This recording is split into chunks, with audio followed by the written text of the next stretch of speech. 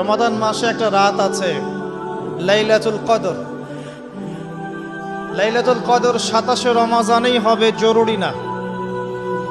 শেষ দশকের বিজোড় রাতগুলোর যে কোনো রাতে লাইলাতুল কদর হতে পারে।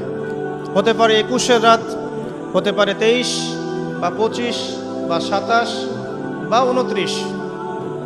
ইন্না আনজালনাহু ফি লাইলাতুল কদর, আল্লাহ পাক বলছেন নিঃসন্দেহে আমি কোরআনকে নাজিল করেছি লাইলাতুল কদরে।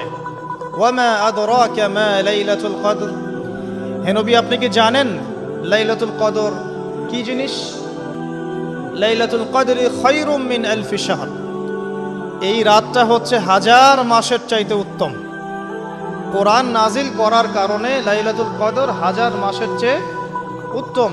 এই লাইলাতুল কদরে আপনি ইবাদত করলে 1000 মাস ইবাদতের নেকি পাবেন ইনশাআল্লাহ।